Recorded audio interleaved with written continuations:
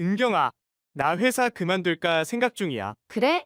그렇게 하고 싶다면 그렇게 해. 정말 반대할 줄 알았는데, 내가 그렇게 고민하는 걸 보니까 이미 마음은 정해진 거잖아. 솔직히 말하면 요즘 너무 힘들었어.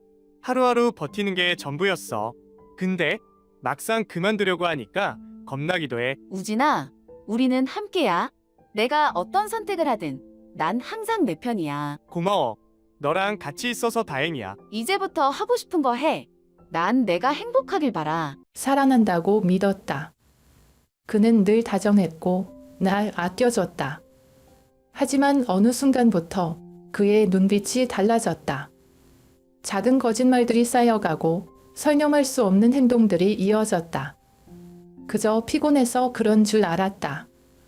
하지만 난 몰랐다. 그 피로의 원인이 사랑이 아니라 욕망이라는 걸. 나는 단순한 아내가 아니었다. 하지만 그는 끝까지 날 속이려 했다. 우리가 함께 만든 가정을 지키겠다고 말했지만 그의 진짜 목적은 따로 있었다. 그의 어머니, 그리고 그들이 감추고 있던 비밀. 난 결국 모든 걸 알아버렸다. 그리고 더 이상 참지 않기로 했다. 이제 나는 선택해야 한다. 진실을 묵인하고 가족을 유지할 것인가? 아니면 모든 걸 뒤집고 새로운 삶을 찾을 것인가? 하지만 한 가지 확실한 건 내가 침묵하지 않으면 그는 반드시 날 막으려 할 거란 사실이다. 사랑이 배신이 되는 순간 우리는 어디까지 갈 수 있을까? 그리고 그 끝엔 무엇이 기다리고 있을까? 나는 서울에 사는 35살의 지은경이다. 겉보기에는 평범한 여성이지만 사실 나는 부동산 업계에서 꽤나 이름을 알린 대기업의 CEO다. 오랜 시간 동안 치열하게 일하며 경쟁 속에서 살아왔지만 어느 순간부터 문득 이런 생각이 들었다. 이렇게 계속 달리기만 하면 내가 원하는 행복을 찾을 수 있을까? 회사를 키우는 것도 사업을 확장하는 것도 분명 중요했다. 하지만 바쁘게 하루하루를 보내다 보니 정작 내 곁에는 아무도 없었다. 사람들은 나를 능력 있는 사업가로 대했지만 인간 지은경으로 대해주는 사람은 드물었다. 오랜 고민 끝에 나는 결정을 내렸다. 잠시 모든 것을 내려놓고 평범한 일상을 경험해 보자고. 그렇게 떠난 제주도 여행이었다. 사실 여행이라기보다는 도피에 가까웠다. 회사에서 벗어나면 자유로울 줄 알았는데 이상하게도 한도 많은 손에 익은 스마트폰을 계속 확인하게 되고 머릿속에는 끊임없이 일 생각이 떠올랐다. 하지만 푸른 바다와 따뜻한 바람을 맞으며 조금씩 긴장이 풀리기 시작했다. 제주에서의 마지막 날, 나는 한적한 카페에서 커피를 마시며 여유를 즐기고 있었다. 그런데 자리에서 일어나려던 순간 가방이 열려 있는 걸 발견했다. 순간 심장이 덜컥 내려앉았다. 혹시 내 지갑, 다급히 가방을 뒤졌지만 지갑이 보이지 않았다. 얼굴이 참백해질 정도로 당황하고 있었는데 그때 멀리서 누군가 내 이름을 부르며 뛰어오는 소리가 들렸다. 저기요. 혹시 이거 찾으시는 건가요? 숨을 헐떡이며 내 앞에 선 남자는 땀을 뻘뻘 흘리고 있었다. 그의 손에는 내 지갑이 들려 있었다. 순간 머릿속이 복잡해졌다. 이 사람이 내 지갑을 훔치려다가 돌려주는 걸까? 아니면 진짜로 주운 걸까? 아직 긴장을 풀지 못한 채 나는 조심스럽게 물었다. 이걸 어디서 찾으셨어요? 그는 당황한 듯 머리를 극적이며 대답했다. 카페 앞에서 떨어져 있는 걸 보고 주인을 찾아야겠다고 생각했어요. 그런데 이미 멀리 가고 계시더라고요. 그래서 따라가다가 그제야 나는 그가 헐떡이고 있는 이유를 깨달았다. 내가 꽤 멀리 걸어왔다는 사실을 떠올리며 지갑을 확인해 보니 안에 있던 카드며 현금이며 모두 그대로였다. 순간 미안함과 함께 고마운 마음이 들었다. 정말 감사해요. 그냥 가실 수도 있었을 텐데 이렇게까지 찾아와 주시다니. 그는 손을 흔들며 쑥스러운 듯 말했다. 아니에요. 당연히 돌려드려야죠. 누구라도 그렇게 했을 거예요. 그렇게 우리는 우연한 만남을 계기로 대화를 나누게 되었다. 그는 자신을 한우진이라고 소개했다. 평범한 회사원으로 매일 반복되는 일상을 살고 있다고 했다. 나는 내 직업에 대해서는 자세히 말하지 않았다. 그냥 작은 일을 하고 있다고 얼버무렸다. 우진과의 대화는 이상하게도 편안했다. 사업을 하면서 사람들을 많이 만나봤지만 대부분은 내 직이나 재산에 관심을 두는 경우가 많았다. 하지만 우진은 내 직업도 배경도 궁금해하지 않았다. 그는 그저 내 이야기를 진심으로 들어주었다. 여행이 끝난 후에도 우리는 연락을 이어갔다. 서울로 돌아온 후에도 가끔 만나 커피를 마시고 서로의 하루에 대해 이야기했다. 그는 항상 차분하고 따뜻한 사람이었다. 자신의 감정보다 상대방의 기분을 먼저 배려하는 모습이 인상적이었다. 그렇게 우리는 자연스럽게 연인이 되었다. 나는 그에게 점점 더 마음을 열게 되었고 그와 함께 있을 때면 평범한 일상이 얼마나 소중한지 깨닫게 되었다. 회사에서 쌓인 피로와 스트레스도 그와 함께 있으면 어느새 사라지는 기분이었다. 그리고 1년 후 우리는 조용한 결혼식을 올렸다. 많은 사람들에게 알리지 않고 가족과 가까운 친구들만 초대한 작은 결혼식이었다. 나는 화려한 드레스 대신 심플한 원피스를 입었다. 그날 우진이 내 손을 잡고 속삭였다. 우리 그냥 이렇게 행복하게 살자. 나는 환하게 웃으며 고개를 끄덕였다. 우진은 서울에 있는 작은 무역회사에서 일하고 있다. 급여가 아주 많지는 않지만 그는 항상 최선을 다해 성실하게 일했다. 출근 전에는 꼭 나에게 인사를 건네고 피곤한 몸을 이끌고 퇴근할 때도 미소를 잃지 않았다. 가끔 야근이 많아 늦게 들어올 때도 있었지만 힘든 내색을 하지 않으려 노력했다. 그런 모습을 볼 때마다 나는 마음이 짠하면서도 고마웠다. 사실 나는 경제적으로 부족함 없이 살아왔다. 사업을 하면서 돈이란 것은 필요하면 벌면 된다고 생각했다. 하지만 우진은 달랐다. 그는 작은 돈도 쉽게 쓰지 않았고 늘 절약하는 습관이 몸에 배어 있었다. 처음에는 그런 모습이 답답하게 느껴지기도 했다. 예를 들면 나는 외식하는 것을 좋아하는 편이었지만 우진은 집에서 직접 요리해 먹는 것을 더 선호했다. 밖에서 먹는 거 너무 비싸잖아. 집에서 해 먹으면 더 맛있고 건강에도 좋아. 그는 이렇게 말하며 정성껏 요리를 했다. 우진이 만든 된장찌개는 정말 맛있었다. 된장 하나에도 브랜드를 따지면서 신중하게 골랐고 마트에서 할인 행사를 할 때마다 필요한 재료를 싸게 사는 걸 즐겼다. 나는 그가 요리를 할 때면 옆에서 도와주며 이런저런 이야기를 나누곤 했다. 그러다 보면 하루도만 있었던 일들을 자연스럽게 공유하게 되었고 그렇게 우리의 하루는 서로에게 녹아들었다. 결혼 후 처음으로 함께 생활하며 나는 우진이 정말로 가정을 소중히 여기는 사람이라는 걸 깨달았다. 그는 월급을 받으면 가장 먼저 생활비부터 계산했고 남은 돈으로 우리의 미래를 계획했다.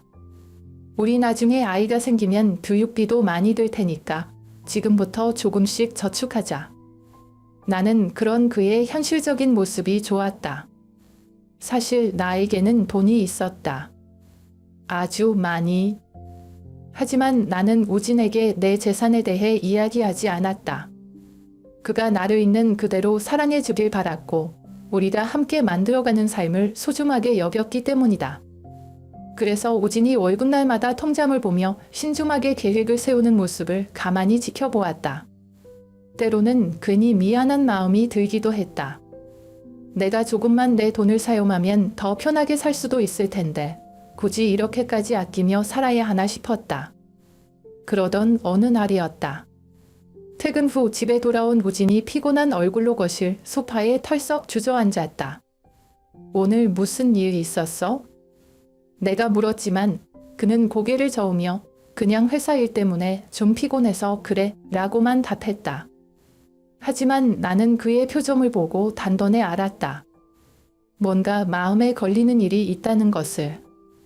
며칠이 지나도 우진의 표정은 밝아지지 않았다. 평소 같으면 주말에 함께 시장을 보러 가거나 집 근처 공원을 산책했겠지만 그는 소파에 앉아 멍하니 텔레비전만 보고 있었다. 무슨 고민 있어? 다시 물었지만 그는 이번에도 아니야, 괜찮아 라며 말을 아꼈다. 하지만 나는 알고 있었다. 오지는 늘 가족을 위해 자신의 고민을 혼자 해결하려고 하는 사람이었다. 내게 걱정을 끼치고 싶지 않아서 더더욱 말하지 않는다는 것도 알고 있었다. 나는 우진이 퇴근한 후에도 회사 이메일을 확인하는 모습을 여러 번 보았다. 심지어 주말에도 노트북을 켜고 뭔가를 보고 있었다. 원래도 성실한 사람이었지만 요즘 들어 일에 대한 부담이 더 커진 것 같았다. 일이 너무 많아? 내가 조심스럽게 묻자 그는 한숨을 쉬며 고개를 끄덕였다. 요즘 회사에서 실적 압박이 너무 심해졌어. 팀장님도 스트레스가 심한지 직원들한테 계속 화를 내고 실수를 하면 바로 혼나. 나는 그런 회사 분위기가 낯설지 않았다. 사업을 하면서 직원들의 사정을 많이 봐왔고 특히 작은 회사일수록 한 사람에게 과중한 업무가 부과되는 경우가 많았다. 그럼 다른 직장을 알아보는 건 어때? 내가 조심스럽게 제안했지만 오지는 손을 저었다. 아니야. 그래도 난 여기서 오래 일했고 쉽게 그만둘 순 없지. 나는 그가 회사를 쉽게 그만둘 사람이 아니라는 걸 알고 있었다. 그는 책임감이 강한 사람이었고 자신이 맡은 일은 끝까지 해내려는 성격이었다. 그래서 더욱 걱정이 되었다. 그날 밤 나는 잠든 우진의 얼굴을 가만히 바라보았다. 피곤한 얼굴이었지만 여전히 따뜻한 표정이었다. 나는 문득 생각했다. 이 사람이 나와 함께 살아가기 위해 이렇게까지 노력하는데 나는 과연 무엇을 해줄 수 있을까? 사실 내가 마음만 먹으면 오진이 더 좋은 직장에서 더 좋은 조건으로 일할 수 있도록 도울 수 있었다. 하지만 그게 정말 오진이 원하는 것일까? 나는 그의 자존심을 지켜주고 싶었다. 그래서 오진이 힘들어할 때마다 작은 방법으로 그를 응원했다. 그가 좋아하는 반찬을 만들어주거나 퇴근 후 마사지를 해주거나 혹은 가끔씩 그가 좋아하는 작은 선물을 준비하는 시기였다. 오지는 그런 내 마음을 모를 리 없었다. 고마워, 은경아. 내가 있어서 난 정말 다행이야. 나는 그 한마디면 충분했다. 우리는 부유하지 않았지만 그럼에도 불구하고 나는 매일이 행복했다. 왜냐하면 우리는 함께였으니까. 최근 들어 오진이 점점 변하고 있었다. 예전에는 퇴근 후 집에 오면 따뜻한 미소를 지으며 다녀왔어 라고 말하던 사람이었는데 요즘은 현관문을 열고 들어오는 순간부터 표정이 어두웠다. 저녁을 먹으면서도 말수가 줄었고 스마트폰을 자주 확인하며 한숨을 쉬었다. 처음에는 그냥 회사 일이 많아져서 그런가 싶었다. 하지만 그런 날들이 계속되자 나도 점점 불안해졌다. 오진아, 요즘 왜 이렇게 늦게 와? 회사에서 일이 많아? 나는 조심스럽게 물었다.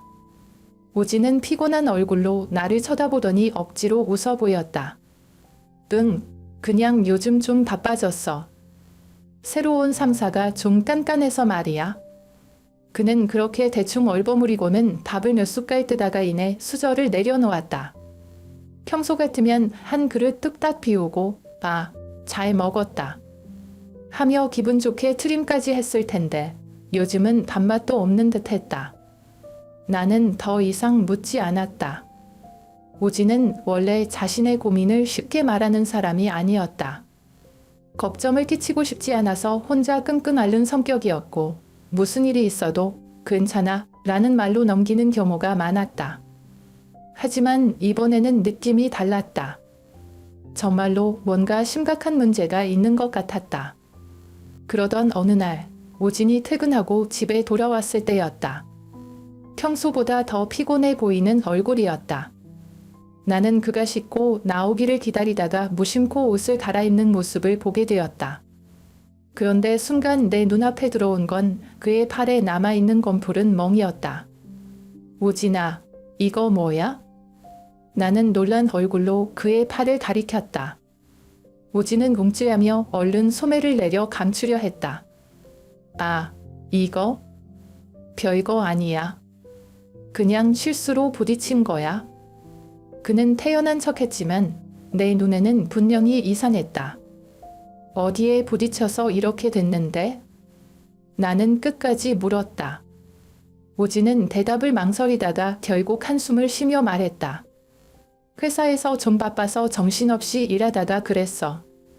창고 정리하다가 선반에 부딪혔나 봐. 나는 의심스러운 눈길로 그를 바라보았다. 단순히 부딪힌 것이야기엔 멍이 너무 크고 짙었다. 게다가 팔뿐만 아니라 손목 근처에도 작은 상처가 보였다. 정말이야? 혹시 회사에서 무슨 일 있는 거 아니야? 나는 걱정스럽게 물었지만 오지는 다시 한번 억지 미소를 지으며 고개를 저었다. 아니라니까. 그냥 실수야. 별거 아니야. 그는 더 이상 이 대화를 이어가고 싶지 않은 듯 서둘러 방으로 들어갔다. 나는 거실에 혼자 남아 깊은 생각에 빠졌다. 정말 단순한 실수일까? 아니면 그가 나에게 말하지 못하는 무언가가 있는 걸까? 그날 밤 나는 잠들지 못했다. 옆에서 곤히 자고 있는 우진의 얼굴을 바라보며 여러 가지 생각이 머릿속을 맴돌았다. 혹시 직장에서 괴롭힘을 당하고 있는 건 아닐까? 아니면 정말 단순한 사고일까? 그를 믿고 싶었지만 내 직감은 뭔가 이상하다고 말하고 있었다. 다음 날 아침 나는 일부러 우진보다 일찍 일어나 그의 출근 준비를 지켜보았다. 그는 항상처럼 단정하게 옷을 입고 출근할 준비를 했지만 움직일 때마다 살짝 얼굴을 찡그리는 모습을 놓치지 않았다. 어깨나 팔을 움직일 때 통증이 있는 것 같았다. 나는 아무 말도 하지 않고 그를 조용히 바라보았다. 은경아, 나 다녀올게. 그는 평소처럼 인사했지만 나는 그를 붙잡았다. 오진아, 오늘은 그냥 하루 쉬면 안 돼? 몸도 안 좋아 보이고 요즘 너무 피곤해 보여. 나는 간절한 눈빛으로 그를 바라봤다. 하지만 그는 고개를 저으며 씁쓸한 미소를 지었다. 안 돼. 오늘 중요한 보고가 있어서 꼭 가야 해. 나는 더 이상 붙잡을 수 없었다. 하지만 결심했다. 오늘부터 나는 우진이 회사에서 어떤 일을 겪고 있는지 알아보기로 했다. 직접 물어봐도 답을 들을 수 없다면 내가 직접 확인하는 수밖에 없었다. 나는 우진이 회사에서 무슨 일을 겪고 있는지 알아내기 위해 조용히 움직이기로 했다. 그가 직접 말하지 않으니 내가 직접 확인할 수밖에 없었다.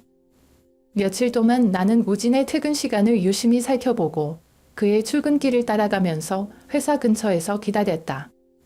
그렇게 며칠을 지켜보는 동안 나는 우진이 점심시간에도 제대로 쉬지 못하고 혼자 바쁘게 움직이는 모습을 여러 번 목격했다.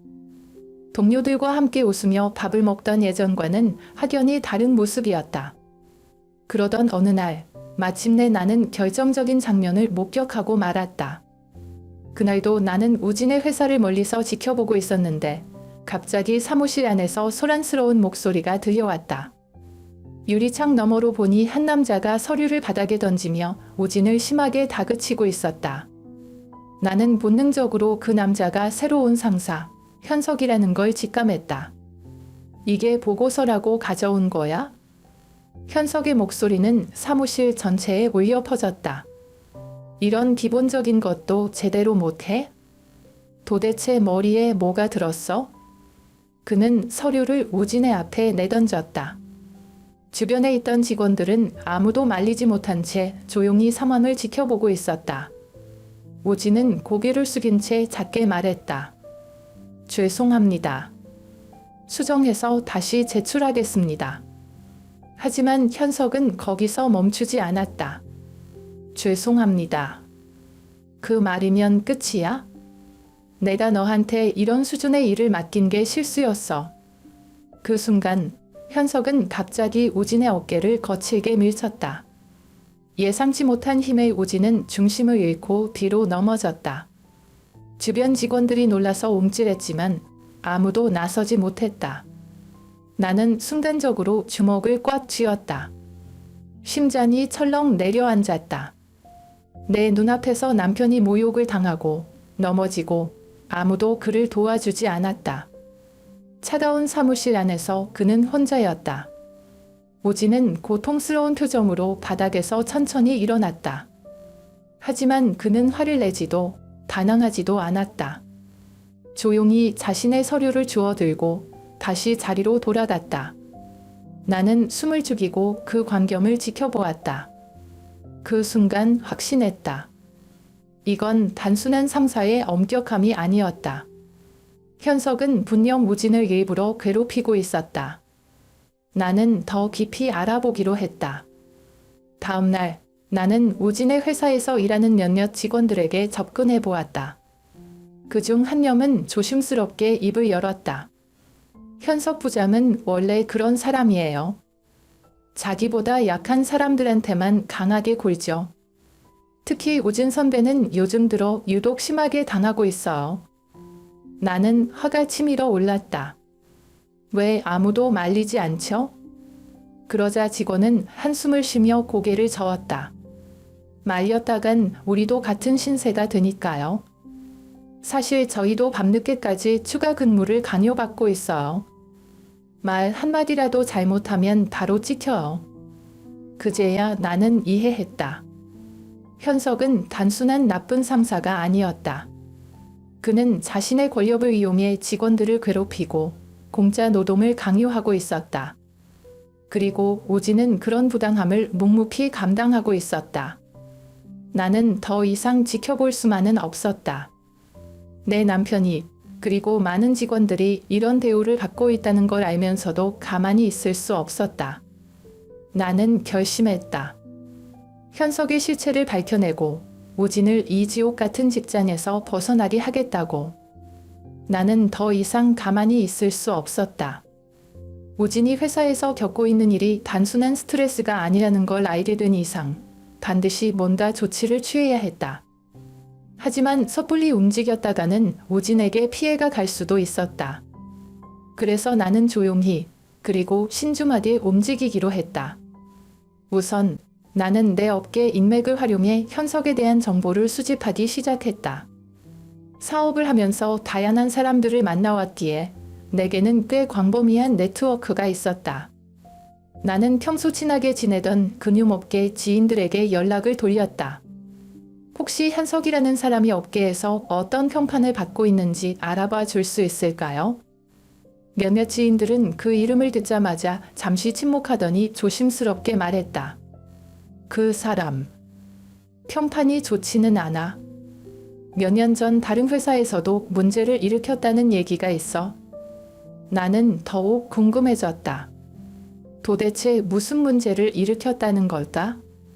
그 후 며칠 동안 나는 더욱 깊이 파고들었다. 그리고 마침내 충격적인 사실을 알아냈다. 현석은 단순히 폭언과 갑질을 하는 악덕 상사가 아니었다. 그는 회사의 자금을 빼돌려 개인적으로 유용하고 있었고 심지어 불법적인 돈 세탁과도 연관이 있었다. 이건 단순한 직장 내 괴롭힘 문제가 아니었다. 범죄였다. 나는 서둘러 더 많은 증거를 모으기 시작했다. 직접 나설 수도 있었지만 내 정체를 드러내지 않는 것이 중요했다. 만약 현석이 내가 우진의 아내이자 대기업 CEO라는 걸 알게 된다면 경계심을 갖고 증거를 없애려 할 것이 분명했다. 그래서 나는 익명의 제보자로 행동했다. 우선 우진의 회사 내부에서 일어난 일들을 기록하기 시작했다. 나는 우진과 직원들이 어떤 식으로 부당한 대우를 받고 있는지, 추가 근무를 얼마나 강요받고 있는지 자세히 메모했다. 그리고 회사 내부 문서 중 현석이 승인한 수상한 자금 이동 내역을 확보할 수 있도록 업계 관계자들에게 도움을 요청했다. 한 가지 확실한 것은 현석은 매우 조심스러운 사람이었다. 직접적으로 흔적을 남기지 않으려고 했고 모든 일을 비밀스럽게 처리하려고 했다. 하지만 아무리 철저하게 숨긴다 해도 돈의 흐름은 거짓말을 하지 않는다. 나는 몇 주 동안 담을 세워가며 자료를 분석했다. 그리고 결정적인 증거를 발견했다. 회사의 자금 중 일부가 특정 해외 계좌로 지속적으로 빠져나가고 있었던 것이다. 그리고 그 계좌는 몇 년 전 돈 세탁 혐의로 조사받았던 기업과 연관이 있었다. 더 충격적인 것은 현석이 이전에도 다른 회사에서 유사한 방식으로 돈을 빼돌렸다는 사실이었다. 당시 그는 내부 조사를 받기 직전에 퇴사하여 법적 처벌을 피해갔고 결국 오진이 다니는 회사로 자리를 옮긴 것이었다. 나는 이 정보를 들고 믿을 만한 변호사에게 조언을 구했다. 변호사는 내게 말했다. 이 정도 증거라면 충분히 문제를 제기할 수 있습니다. 하지만 조심해야 해요. 이런 사람들은 쉽게 무너지지 않거든요. 나는 고개를 끄덕였다. 현석은 분명 쉽사리 무너지지 않을 것이었다. 하지만 나는 이 싸움을 반드시 이길 생각이었다. 오진을 지키기 위해서, 그리고 회사에서 고통받는 직원들을 위해서. 이제 남은 건 이 증거를 어떻게 활용할 것인가였다. 나는 신중하게 다음 계획을 세우기 시작했다. 오진이 다니는 회사의 20주년 기념 행사날, 나는 조용히 작전을 실행하기로 했다. 나는 오진과 함께 행사장에 들어섰다. 깔끔하지만 화려하지 않은 원피스를 입고 머리도 단정하게 묶었다. 내 목표는 눈에 띄지 않는 것이었다. 최대한 평범한 사람처럼 보이려고 했다. 나는 오진의 아내로서 그저 남편을 응원하러 온 것처럼 행동했다. 행사장은 화려하게 꾸며져 있었고 많은 직원들과 협력사 사람들이 모여 있었다. 분위기는 밝았지만 나는 이미 알고 있었다. 이곳에서 웃고 있는 직원들 중 상당수가 현석에게 억압받으며 일하고 있다는 사실을. 오진은 나에게 조용히 속삭였다. 괜찮아? 혹시 불편하면 조금만 있다가 나가도 돼.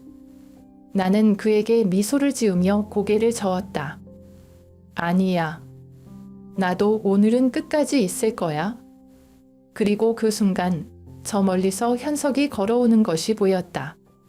그는 검은색 정장을 차려입고 자신만만한 표정으로 행사장을 둘러보았다. 그리고 오진과 나를 발견하자 그의 입가에 비웃음이 스쳤다. 오, 오진 씨, 오늘은 부인도 같이 오셨네요. 그는 일부러 가볍게 인사하며 나를 위아래로 훑어보았다. 그 눈빛에는 분명한 무시가 담겨 있었다. 이야, 이렇게 행사까지 따라오고 정말 다정한 아내시네요. 그의 말투는 마치 나를 단순한 남편 따라온 전업주부로 취급하는 듯했다. 나는 그의 속내를 읽을 수 있었다. 별 볼 일 없는 사람이라는 생각이 분명했다. 나는 그냥 미소를 지으며 간단히 대답했다. 네, 남편을 응원하러 왔어요. 현석은 흥미없다는 듯 어깨를 으쓱하더니 다른 사람들과 인사를 나누며 행사장 안으로 들어갔다. 나는 속으로 웃음을 참았다. 아직 그는 내가 누구인지 전혀 모르고 있었다. 행사가 본격적으로 시작되었고 중요한 순간이 다가왔다. 사회자가 마이크를 잡고 말했다.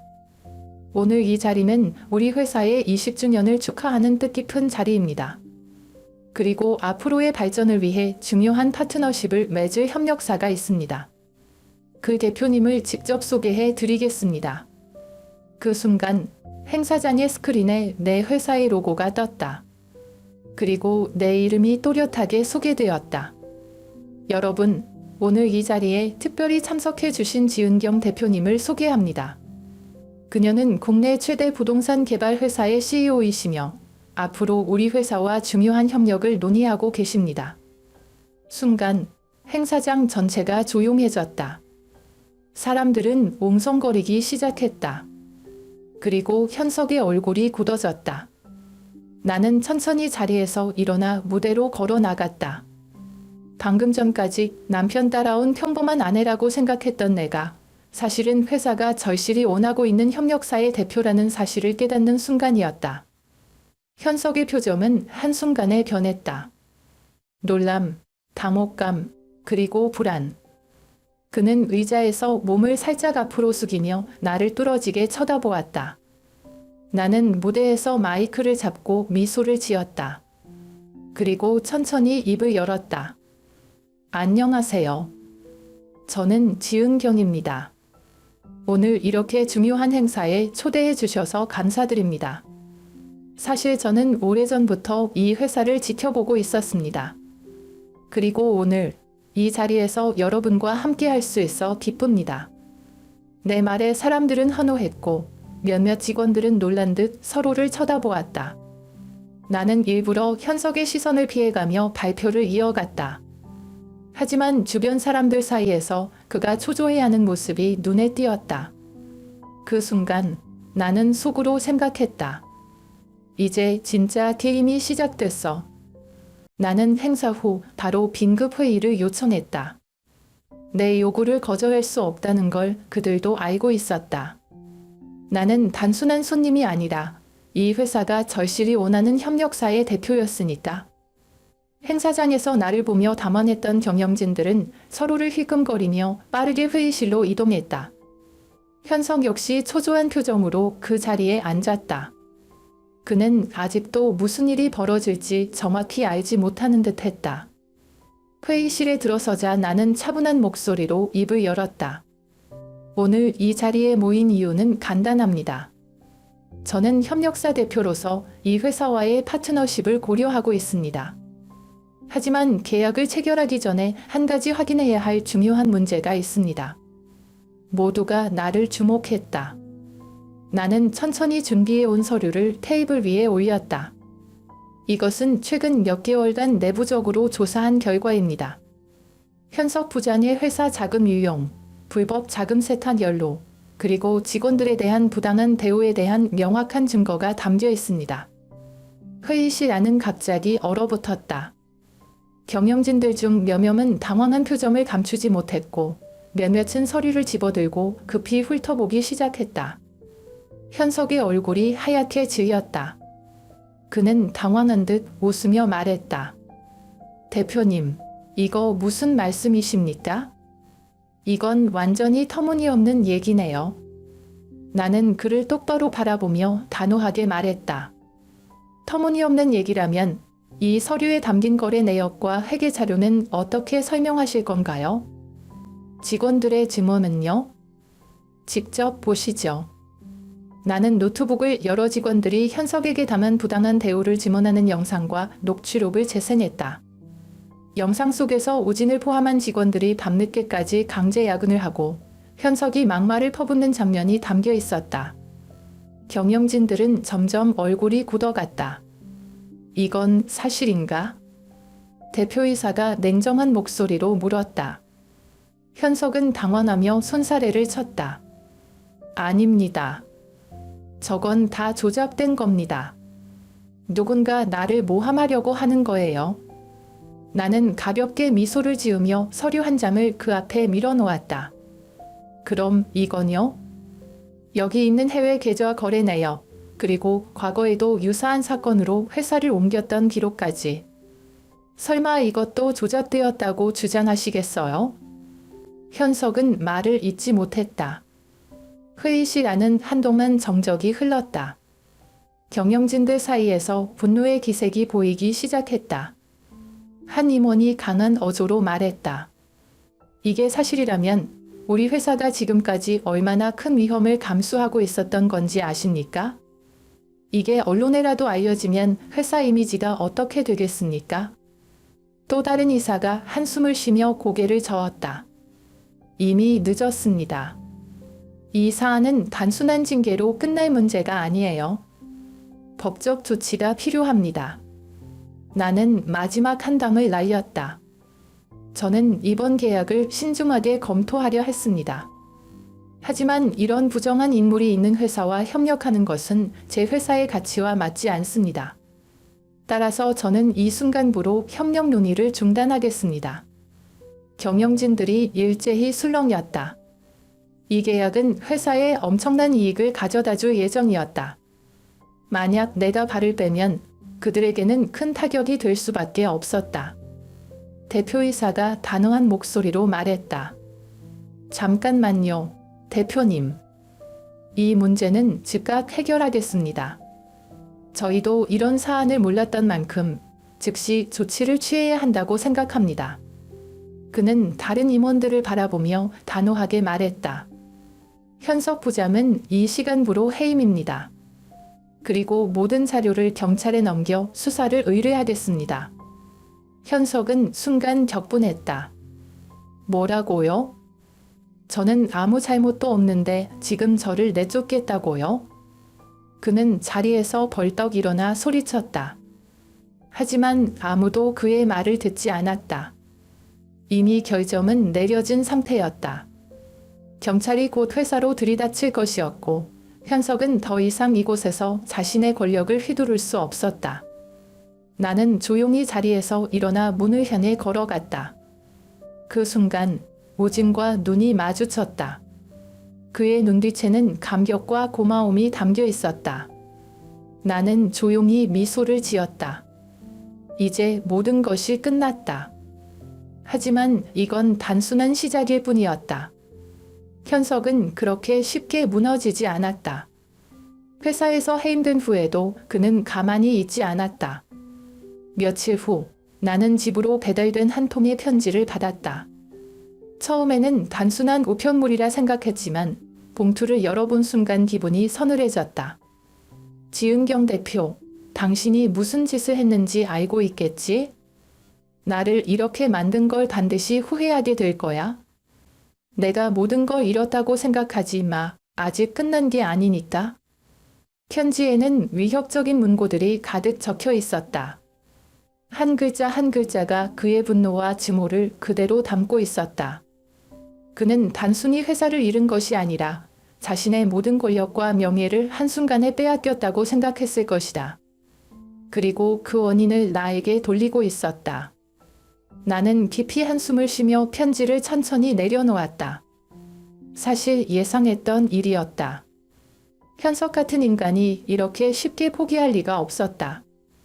하지만 나는 이미 준비가 되어 있었다. 즉시 경찰과 변호사에게 연락을 취했다. 협박 편지를 받았습니다. 현석이 단순히 보복을 암시하는 수준이 아니라 실제로 어떤 행동을 취할 가능성이 있습니다. 미리 조치를 취하고 싶어요.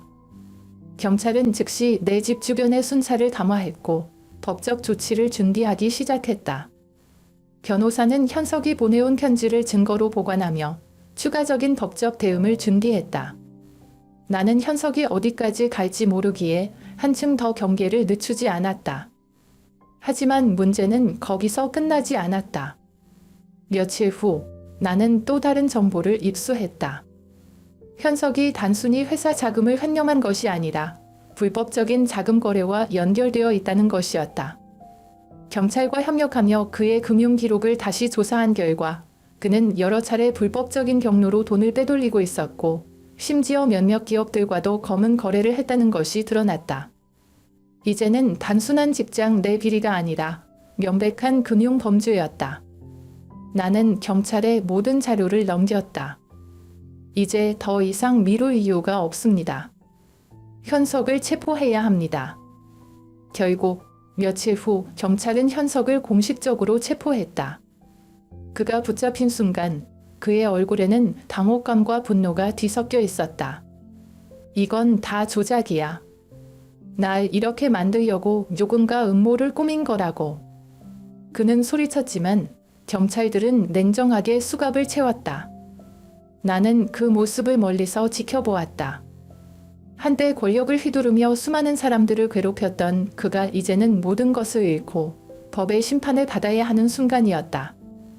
이제야 모든 것이 끝난 것 같았다. 하지만 나는 안다. 이런 사람들은 쉽게 반성하지 않는다. 하지만 적어도 더 이상 그는 나와 우진, 그리고 그 회사의 직원들을 괴롭힐 수 없을 것이다. 나는 조용히 속삭였다. 이제 정말 끝이야. 현석이 체포된 후 모든 것이 조용해졌다. 더 이상 우진이 늦은 밤까지 혼자 고민할 일도 회사에서 억압받으며 힘들어할 일도 없었다. 하지만 나는 알고 있었다. 그동안 우진이 받았던 상처는 쉽게 아물지 않을 거라는 것을. 우진은 그날 이후에도 한동안 무거운 표정을 지었다.